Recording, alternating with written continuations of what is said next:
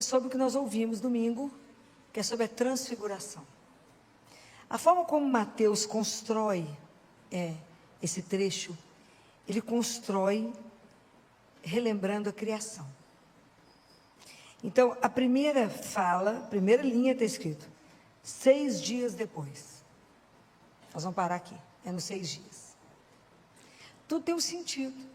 Por que colocou 6 dias depois? 6 dias depois de quê? O que Jesus falou? Jesus fez o anúncio, o primeiro anúncio, que ele iria morrer. Foi quando Pedro fez aquela confissão de Cesareia de Filipe, tu és o Cristo, Filho de Deus vivo. Aí Jesus conta que ele vai morrer. Aí Pedro chama Jesus e fala, que é isso? Vem cá nós dois. Vai não. Senhor, Deus vai fazer isso não. Aí Jesus fala com ele, passa para trás, Satanás, ele não me atrapalha. Lembram disso? Então, 6 dias depois, Jesus pegou quem? Pedro, Tiago e João. Tiago e João são... Se vocês forem ler Moisés também subiu ao monte, com Arão e os 2 filhos de Arão que eram irmãos. Tudo tem uma relação. Foi quando Moisés recebeu as tábuas da lei e ele não percebeu que ele brilhava, né? O povo que ficou assustado que o rosto dele brilhava. Aqui Jesus vai conversar com Moisés e Elias, mas a luz que sai, Jesus não, ele é Deus, né? No humano revela o divino, aquela luz é dele, né? É do próprio Deus, né? Então, mas tem esses 6 dias depois. Quando a gente vê o calendário judaico, no 7º dia, 6 dias, sexta-feira é véspera do sábado, que ele celebra o Shabá, que é quando Deus descansa, que vê a criação dele perfeita e descansa. Isso é o 7º dia, quando Deus encerra a criação e vai descansar. Tanto que os judeus não fazem nada no sábado, nada. Mas nós estamos no 6º dia. Então isso é um convite para nós. Isso é um convite para mim, um convite para cada um de vocês. 6 dias eu sou convidada a ver em mim, aqui, ao redor de mim, o que na minha vida e na minha convivência está inacabado. A obra não encerrou. É o 6º dia. O que em mim está inacabado? Por isso que o Evangelho, quando a gente lê, ele volta para nós. O que em mim a obra não está pronta? Jesus concluiu a obra dele quando ele morre na cruz e fala, tudo está consumado. Mas Jesus permaneceu conosco, ok? E Jesus tem uma obra para ele dar sequência. Qual é essa obra? Onde que Jesus vai fazer essa obra? Aonde? Em nós. Tem uma obra para ser feita dentro de nós. Quando é que Jesus tem a oportunidade de fazer essa obra? Quando a gente faz o quê? Sim, permite, mas quando é que você encontra com ele ao vivo? Vivo. Na Eucaristia, por isso que eu quase quero matar vocês para fazer a Eucaristia diária. Porque na Eucaristia diária, cada vez que a gente encontra com ele, que Jesus, tudo que a gente come, nosso corpo assimila. Quando a gente recebe a Eucaristia, o inverso, é ele que nos assimila, gente, é coisa extraordinária. É ele que tem que completar a obra em nós que está inacabada. 6 dias depois, nós somos convidados hoje a conviver com ele e perguntar, Senhor, o que em mim está inacabado? Aonde na minha convivência a coisa não está boa, Senhor? Então eu sou convidada a subir a montanha. Que montanha que é essa, gente? Vocês têm que entender a palavra de Deus, senão vocês não vivem, ela não te transforma. Jesus transfigurou. Não, é mais do que isso, ok? Que montanha que nós somos convidados a subir? Que lugar é esse? Quando é que eu me elevo? É quando eu rezo, ok? Então, quando eu sou convidada a subir a montanha. Que montanha é essa? É quando eu vou rezar. Rezar é encontrar. Não é rezar uma Ave Maria e sair correndo, não. Não é disso que eu estou falando, não. Eu estou falando de vocês fazerem de verdade um tempo diante dele. Nós temos que treinar uma coisa que se chama silêncio. Porque hoje o barulho é a cocaína do mundo. Tem gente que não suporta o silêncio. Chega em casa e liga tudo ao mesmo tempo. Estou falando alguma mentira? Não. Como que é difícil a gente silenciar. Então, eu estou convidando vocês a subir. Eu preciso nessa montanha. Eu preciso silenciar. Eu preciso tirar distância da minha vida. Sabe quando você afasta para ver como é que você está fazendo? Vocês já fizeram isso? Você se afasta e fala, deixa eu ver como é que é a minha vida. Esse é o convite. Porque de lá eu vejo melhor. O que no vale eu não estou vendo. Eu não posso permanecer no vale, eu tenho que subir. Porque se eu permaneço no vale, eu me fecho, eu fico no modo egoísta, eu entro numa rotina, daqui a pouco eu estou achando a vida um horror. Não tem entusiasmo para nada. Mas se eu subo a montanha, eu começo a ver as coisas a partir de um outro olhar. Que eu vou ter uma companhia que vai me revelar as coisas. Então, entender o quanto que é importante eu subir a montanha é várias vezes. Eu tenho que ir à montanha, porque é lá que eu vou ver a minha vida. Lá eu vou ver, a montanha vai dar propósito para o vale, para o caminho. Se eu vou à montanha várias vezes, o meu caminhar aqui no vale é completamente transfigurado. Porque ele é cheio de sentido. Eu não vou viver aquela vida sem sentido. E aí a gente vai começando a observar que se a criação de Deus não pode acabar no sexto dia na morte, que é o desfigurar, eu tenho que terminar na transfiguração, que é a ressurreição. Então nós sabemos que nós temos uma meta. O que vai nos desfigurando no mundo? O que nos desfigura? O pecado. Por que Nossa Senhora resplandece beleza? Porque ela nunca conheceu o pecado. Então, é preciso que eu tenha coragem de subir a montanha. Esse é o meu momento de intimidade. Esse é o momento que eu preciso aprender a fazer silêncio. Esse é o momento que eu preciso permitir ser olhada. Fala, não precisa que eu veja, não quero ver nada quando eu dou conta. Eu preciso que ele me veja. Existe um olhar que a gente precisa permitir que nos olhe, que nos desnude. Que é um olhar de amor, não é um olhar para nos julgar. Eu quero que olhe para mim aquele que tem esperança em mim. Aquele que olha para mim e fala, dentro disso aí tem coisa muito boa. Eu quero que ele que me olhe. Então eu preciso estar na montanha com ele. Porque eu preciso me silenciar. Eu preciso me permitir ser olhada. Ser desnudada. Ele falar, isso não está bom, Filó. Isso não corresponde a ser filho do Altíssimo. Isso não pode estar na sua vida. Isso precisa ser transfigurado. Isso tem que mudar. A forma de conviver está errada. Quando é que eu vou fazer isso? Eu tenho que treinar. Eu tenho que aprender a ter silêncio para discernir a voz que é dele. Porque eu preciso ouvir. A mesma coisa que Jesus ouviu. Eu preciso ouvir. A mesma coisa que Pedro, Tiago e João ouviram. Este é o meu filho amado. Este é, porque quando Jesus, ele é filho de Deus, ele nos faz também filhos. Eu preciso entender que eu sou um filho, uma filha amada de Deus. Porque isso muda a minha história. Muda. Saber que eu tenho um pai. Que isso é incondicional. Eu tenho um pai, então eu nunca serei desamparado. Eu nunca estarei sozinha. Ele nunca vai me abandonar. Ele nunca vai deixar alguma coisa além do que eu sou capaz. Desde que Jesus veio ao mundo, ninguém mais é só. Por que eu falo isso? O que ele falou? Ele falou 366 vezes, para contar. Qual que é? Eis que estou convosco todos os... A gente não acredita nisso não. A gente vive perdido. Mas eu preciso ouvir isto. Eu preciso entender essa frase. E sair de lá com o coração repleto. Porque se eu desço de uma oração olhada, amada, tocada por ele, e escuto, você é minha filha amada, você é meu filho amado, o que vai te impedir de cumprir o que você vai fazer? Ninguém.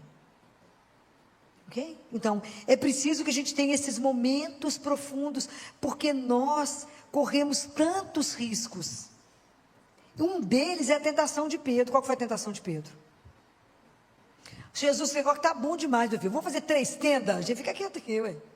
Por que eu tenho que descer, Senhor? Por que eu tenho que me comprometer com meu irmão? O problema é dele, ué. Essa é a religião que ele falou? Qual é o primeiro mandamento? E o segundo? Amaru? Com o mar? Então não existe uma religião que não se comprometa com o outro. Senão ela está errada. Essa não é de Jesus. Nós temos que descer para continuar a obra dele, para continuar sendo o braço dele, as pernas dele, os olhos dele, o ouvido dele. Não tem jeito, eu tenho que me comprometer com o irmão. Essa é a grande diferença. Eu não posso ter uma religião que eu não me sujo, no sentido de que eu tenho que estar ali com onde meu irmão está, eu tenho que tirar ele lá da lama onde é que ele está. Eu tenho que me envolver com o sofrimento dele, sim, e transformar isso. No mundo que a gente vive com tanta injustiça, com tanta coisa errada, nós temos que nos comprometer já que somos cristãos. Mas a nossa tentação é ter uma religião acomodada, aonde eu não me comprometo, aonde, problema do outro que não reza, eu vou lá, rezo, estou muito bem, problema do outro, não, o meu compromisso com o outro, isso é muito sério. Nós nunca vivemos uma época de tanto cristão sem Deus. Eu estou falando com a mentira, gente? Estou não, porque o povo está morto. Cadê a paixão de viver Jesus? Cadê a paixão de saber que você anda acompanhado? Cadê a paixão de viver a sua vida por causa dele, ele norteando toda a sua vida? Isso é ser transfigurado. É entender, quando eu estou em oração, que tudo aquilo que eu estou vivendo é por causa dele. Isso tem um nome. Eu vivo para ele, porque eu sei a minha meta, onde eu quero chegar. Eu sei que nós somos cristãos, mas não pertencemos aqui. Estamos aqui, mas não somos aqui. Vou voltar para casa. Vocês vão não? Eu vou. Tem pressa de voltar para casa. Então vamos cumprir o que viemos fazer direito, porque eu vou voltar. Mas eu não posso ser sozinho, eu tenho que levar vocês todos comigo. Olha que luta. Tá achando que é fácil? Já estou aprendendo pelo menos a abrir a Bíblia. Sabia achar Mateus, ó, que encanto. Ficava doido que não achava. Vou pôr vocês no ponto. Então eu preciso fazer isto, né? Eu quero transfigurar, eu quero ser transfigurado, eu preciso falar com o Senhor. Senhor, o meu modo externo tem que revelar a transfiguração interna que já aconteceu em mim. A minha vida tem que revelar o Deus que eu creio. Eu tenho que revelar que eu sou uma filha amada, não falando, vivendo. E eu tenho que mostrar para o meu irmão que ele é um filho amado, que Deus se preocupa também com ele. Como? Cuidando dele. Quando você ajuda o outro, você é exatamente o intermediário da misericórdia de Deus para ele. Isso é extraordinário. O pai fala, vai lá, faz aquilo ali para mim, ó. Acorde o seu irmão ali agora. Vai lá, acorde o seu irmão. Por quê? Porque eu amo. Como eu te amo, eu o amo. Deus não faz diferença com os filhos dele. Deus não faz acepção de pessoas. Ele jamais, ele irá te decepcionar. E isso é de uma seriedade absurda. Isso é real. Então, quanto mais eu tiver momentos de oração, mais momentos eu terei de compreensão da vida que eu tenho aqui para poder viver. E dar conta de vencer quando a vida quer me instalar naquilo que, aquela religião asséptica, que você não se mistura, e que você está muito bem confortável ali naquele cantinho. Não. Fulano, você tem que bater na porta agora? Ué, mas agora que eu estou precisando. E se fosse eu? E se fosse Jesus, você ia responder dessa forma? Na casa da minha mãe, muitos anos atrás, tinha um funcionário, que a gente estava sentado para almoçar, tocava campainha, tocava lá em casa aí, falava, mas isso é ódio, alguém vir pedir comida? Eu falei, vem cá, uma coisa, deixa eu te contar um segredo. E se for Jesus? Nó, virou d'água para o vinho. Porque começou a prestar atenção, foi a mesma coisa que ele fez com Santa Faustina, não é? Ninguém gostava onde Santa Faustina morava, não sei se chegou a ser um mosteiro, ninguém gostava de ficar na portaria. Um dia Santa Faustina foi. Aí chegou aquele irmão de rua, daquele estado, né? Aquele traje, né? Chegou lá e falou com ela, não tem nada para me comer, não? Estou com fome. Ela falou, pera que eu vou ver o que eu vou arrumar para o senhor, me espera. E ela foi lá e preparou tanta coisa, entregou para ele. Quando ela entregou, ele transfigurou na frente dela, mostrou para ela quem ele era. Quase morreu. Ele falou, os irmãos falam tanto da sua bondade que eu quis vir experimentá-la. A partir daí tinha briga para ficar na portaria. Que dia que ele voltou? Nunca mais. Porque ele é custoso, uma vez só. Percebeu? Nunca mais voltou. Só para ela que ele voltou. Mas isso é para a gente estar atento. Quando eu consigo transfigurar internamente, eu transformo as situações que eu vivo. Por exemplo, a nossa comida, o comer, não é só um ato de comer. É mais do que isso. Porque eu entendo que eu não me alimento só do alimento, mas da presença daquele que está sentado comigo. Compreende? Então, a mesa, a refeição, não fica só o ato de comer, mas comer com. E eu passo a entender que a nossa vida é uma vida partilhada. Eu preciso da sua escuta, eu preciso do seu olhar, eu preciso da sua presença, eu preciso do seu sorriso. É isso que faz parte da vida. Mas isso é quando eu transfiguro a vida. Eu passo a entender que sexo não é genitalidade, é encontro de afeto e de amor. Então tudo a gente passa a transfigurar por causa dele. E somente por causa dele. Ele vai nos revelando a vida sobre um outro olhar. Ele me faz ver aquilo mesmo que eu via de um outro ângulo. Ele fala assim, vem cá, deixa eu te mostrar de outro jeito. Deixa eu te mostrar o que faz aqui, o que acontece aqui. Isso tem que significar para nós a transfiguração. É entender que eu tenho que subir muitas vezes, que eu tenho que subir para descer para o vale, para entender que eu não estou sozinha, que Jesus trabalha conosco no olho do furacão, já falei isso com vocês. Ele está no olho do furacão. É algo assim, absolutamente extraordinário. É o olho do furacão. É Deus junto conosco. Ele não nos deixa sozinhos. Ele cuida de cada um de nós. Ele cuida. É extraordinário o que ele faz. Vou contar para vocês um fato que aconteceu semana passada.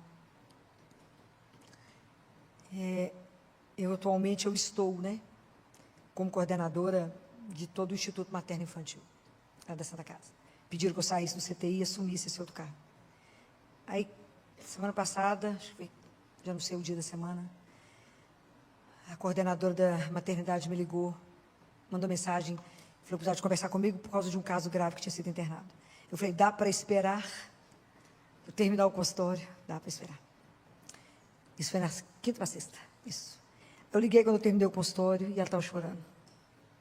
Uma mulher bacana, decidida, uma médica, uma pedra preciosa que a Santa Casa tem. Falei com ela, por que você está chorando? Falou, Filó, nós internamos uma mãe, agora está no CTI, jovem, que já nasceu com problema cardíaco. Ela teve um filhinho de 3 anos. Foi orientada que ela não podia mais engravidar, porque o problema de coração dela é muito grave. O marido, então, fez vasectomia. Mas ela mesmo assim engravidou. Nada é 100%, a não ser não fazer, né? Então, estou falando alguma mentira? Então, o caso é grave, o coração piorou demais. A discussão é que eu tenho que interromper a gravidez. Eu estou desesperada. Porque a ciência manda fazer tudo isso. Mas como é que eu faço com Jesus? Tenho vontade de chorar. Como é que nós vamos fazer com Jesus? A literatura manda fazer isso. Tem que diminuir a sobrecarga do coração. Os cirurgiões querem entrar para a cirurgia com ela. Tem risco de sangrar e morrer. Já conversamos com a família. O pai falou, fica mãe, porque eu tenho um filho de 3 anos. Morre o bebê. O que nós vamos fazer? Eu falei, eu só sei fazer uma coisa na vida, rezar. Não sei fazer outra coisa não, vamos ajoelhar. Jesus nunca faltou. Ele vai iluminar. Eu tenho certeza que ele vai dar uma luz. Ele vai colocar no seu coração o que tem que ser feito. Você é coordenadora. Ela falou, não posso mandar ninguém fazer, porque sou eu coordenadora. E eu não concordo, então eu que tenho que fazer. Falei, vamos rezar. Nós temos até amanhã de manhã, nós podemos rezar. Vamos rezar. Falei, cara, vou chegar em casa e vou direto para rezar o terço. Ela falou, vou rezar com você. Então vamos rezar. Falei, Jesus, o caso é esse. É preciso que o senhor fale no coração dela. A situação é muito delicada. É muito crítica. Nós precisamos salvar a mãe. Queria salvar os dois, mas quem somos nós? Nós somos só médicos. Nós temos um combinado. Nós tratamos sua cura. Então, vamos lá. Rezamos. Aí, eu estou fazendo a rosário de madrugada, acordo 3h30. 15:04 mandou uma mensagem para ela, você acorda. Joelho. Vamos rezar. Vamos rezar. Vamos rezar o rosário. No final do rosário, estava no 4º mistério do último terço. Foi o dia do padre Edmilson. O padre Edmilson falou assim, Jesus está mandando uma palavra de ciência aqui. Está curando um câncer, está curando alguma coisa. E tem um coração, tem um problema no artério, não precisa fazer nada não, está tudo tranquilo. Fiquei louca. Falei, ela.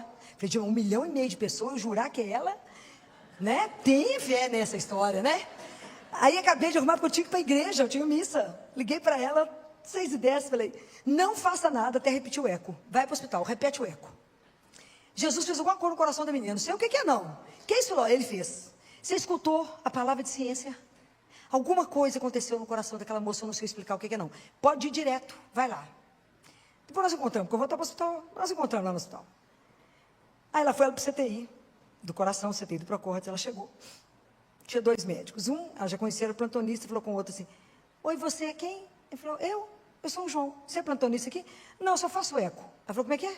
Não precisou nem pedir. Você podia, aí contou a história e falou, não falou que a gente estava rezando, né? Falou, você podia repetir o eco, porque eu vou levá-la para um procedimento, nós estamos avaliando o risco de sangramento e de óbito dela. Claro, repetiu o eco. E Jesus mudou tudo. A urgência foi transformada. Ela tem um problema de coração? Tem, continua tendo. Mas aquela urgência absoluta, que teria que tirar o bebê ou não, acabou. A decisão de Jesus foi, não vai ninguém, fica os 2. Isso é extraordinário, eu chorava tanto. Chorava eu e ela, né? E vai ter que operar? Não sei se vai precisar operar, talvez um dia. Mas naquele momento foi autorizado que a gravidez permanecesse. É desse Deus que eu falo com vocês. É desse Deus que é real, que eu falo, que está no olho do furacão conosco. Que entra na nossa história, que vê a angústia. E ela fala, Filó, eu não sei se eu danço, se eu canto, o pessoal vai achar que eu sou louca, mas é porque eu não estou dando conta de ficar em mim de tamanha alegria. E agora, Filó, o meu coração está em paz, porque a mãe e a criança poderão seguir. Então, esse é o Deus que eu creio, o Deus da vida, o Deus que muda a história. Que mudou a história, virou um buchista. Você pode imaginar o que virou o CTI quando falou, não tem mais a urgência que tinha. Isso é Deus, gente, vivo e real. É desse Deus que eu falo com vocês, que vocês têm que experimentar. Esse Deus que a gente dobra o joelho, Ele sabia da nossa urgência, Ele sabia que a gente tinha algumas horas. E Ele mudou a história. Isso é de morrer de chorar. Isso é de uma emoção que eu não cabia em mim sexta-feira, nem eu nem ela. De ver assim um Deus tão perto, né? Que entra conosco na história e fala, aquilo que está escrito aqui, ó, não tenhais medo. Não tenhais medo, é o que Ele fala com os discípulos, levantai-vos e não tenhais medo. Não tenhais medo de assumir que me amam. Não tenhais medo de receber a Eucaristia e deixar-os transformar você. Não tenhais medo de eu andar com você. Não tenha medo de me entregar uma situação e falar, mostra para nós qual que é o caminho, Senhor. E Ele sempre tem algo espetacular. Quando é que eu e ela imaginávamos que Ele ia inverter, mudar a história? Quando que a gente podia imaginar que Ele ia fazer isso? Mas Ele fez. Ele fez. Então, Ele, porque Ele é Deus. É o Deus do impossível, é o dono da vida. Mas eu chorava tanto que eu falava com Ele, o Senhor cada dia me surpreende mais, porque é encantador. Nós passamos uma noite angustiado rezando, e de manhã o Senhor transformou tudo. Então é disso que eu falo com vocês quando eu falo, acreditem, né? Viva de verdade uma vida com esse Deus vivo que tem que contagiar vocês. Ninguém nunca ouviu falar que foi contagiado porque ouviu falar de uma doença. A gente só é contagiado, recebe o contágio se a gente encontra com o vírus, né, da doença. É preciso que vocês passem esse Deus vivo para as pessoas. As pessoas têm que ter essa alegria de saber que eu não estou só. E que todos nós somos amados. Aquela mãe era amada, aquele bebê amado, aquele pai amado. Todos somos amados igualmente por Ele. E se pedirmos ajuda, se dobrarmos o joelho e falar, nos dá uma luz, Senhor. O que é para fazer nessa situação tão difícil? Não precisa fazer nada, que foi o padre Edmilson falou, não vai precisar fazer nada. Eu falei, é para nós. É esse caso, é para nós. Então, Deus cuida, Deus revela.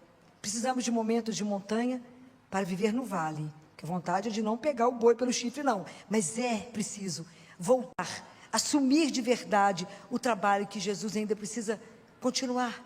Somos nós os discípulos dele. Somos nós que temos que nos transfigurar para revelar que não temos a luz, não somos a luz, mas para revelar aquele que pode brilhar qualquer situação escura. Qualquer situação que fala não tem saída, fala não tem para nós, mas Ele é Deus. É o nosso Deus impossível. Então, coragem, seja lá que situação que você estiver vivendo, coragem, levanta, o nosso Deus é vivo, escute dele falando para você, você é meu filho ou minha filha amada.